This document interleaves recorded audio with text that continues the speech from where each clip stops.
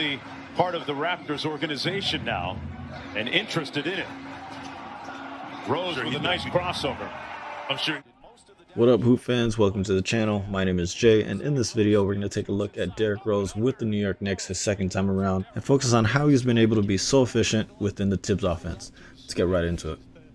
And also, before we get started, just wanted to say that I'm going to try not to slow down the footage at all, just in case you're someone who just wants to sit back and enjoy the highlights. If that is something you want me to do a little bit more in-depth analysis of gameplay, slow everything down just so I can point things out, let me know and I'll be more than happy to do it for your next video. But let's get into it. Now, if you follow D Rose on Instagram, you might have seen his last post, and it's talking about how someone approached him, talking about he looks like the vintage D Rose. And in this post, he's pretty much saying there's no such thing as vintage D Rose anymore. There's only the new D Rose, the smarter, more efficient. He even goes as far to say that the only vintage thing about me is my floater. Other than that, it's a whole new D Rose. So I thought it would be fun to just take a look at the stats and do a quick comparison. Rose with 8 points and 4. And a quick comparison to his MVP season and current stats with the New York Knicks. As you can see, he's coming off the bench, so he has less minutes, less shots, better percentages, and less turnovers. Now, before we focus on the specific play calls that D Rose gets to set up the offense, let's take a quick look at the specific moveset, his dribble combinations, and how he attacks the basket. Now, most D Rose fans could tell you that the most obvious difference from the MVP D Rose with the Bulls is that he focuses less on raw power and speed and more so on body positioning, timing, and change of pace. Okay, right here we have the bread and butter of D Rose. Once D Rose gets his inside shoulder in front of his first defender, he knows he has enough time to decide what he wants to do with the secondary defender. Most teams and coaches will try to let him take the jump shot, but what usually happens is D Rose takes 1 or 2 steps forward and lets the floater go. Now, when you have a defender that's able to contain his initial drive, Derrick Rose usually goes to the power dribble. Now, this is effective for 2 main reasons. He's able to get the ball to his outside hand, so that means it's more protected, and he's able to give the player a little bit of bump that throws off his timing, so he's unable to match him in the air. Now, with that, he's able to get to his spot faster, so that way he can jump into the air much faster and with more force, or he can jump into the defender and try to draw a foul. Rose. Now, this is when D Rose is at his scariest. You rarely see it at times during the regular season. I'm pretty sure they're just saving it for the playoffs or something. But you'll see when D Rose combines his hesitation, crossover, and change of pace, it's deadly. Nothing you can really say here. It's just pure talent and skill. But notice one thing, how he postures.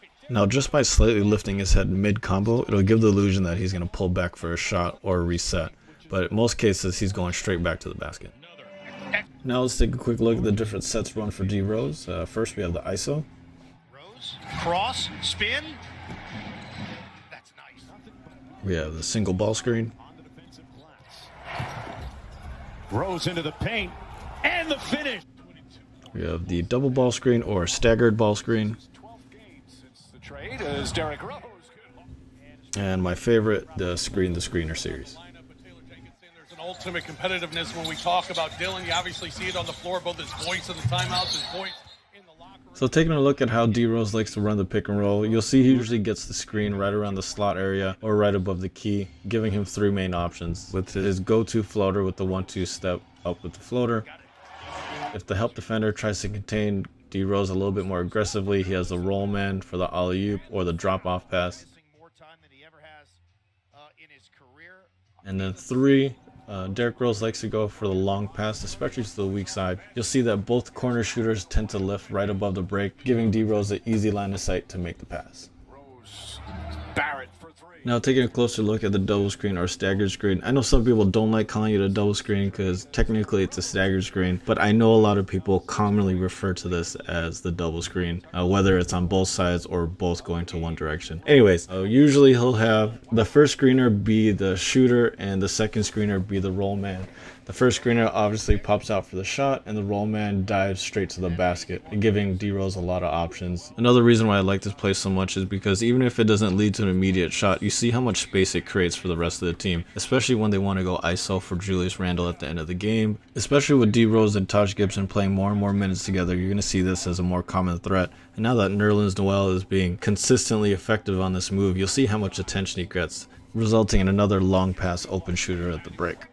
And now to what I think is the most effective set play that they do run, the screen the screener. You'll see it set up in two variations. They'll have just the modified staggered right on the top of the key, and then sometimes they'll have it as a baseline or sideline out of bounds play. You'll see Coach Tibbs run this especially when they have a lot of mobile bigs or they just have a lot of defenders that can switch on pretty much everything. This is especially effective when D Rose has a smaller and quicker guard defending him. You'll see that his initial defender has to do 3 or 4 screens before he even gets to the rim. There's an ultimate competitiveness when we talk about Dillon. You obviously see it on the floor. Both his points. And last but not least, we have D Rose going ISO. Nothing much to say here, it's just D Rose being D Rose. It really depends on how the defense is playing him, whether they're sending single or double coverage at him, how soon they want to send the help, or if they're stunned, or if they're actually collapsing on him. But that's more about Thibodeau making decisions on what plays to run at what time. So that pretty much wraps it up for the video. Tell me what you guys think. This is my first time making a video like this. I had a lot of fun just looking through the highlights. I mean, I just love basketball. I'm a fan of basketball.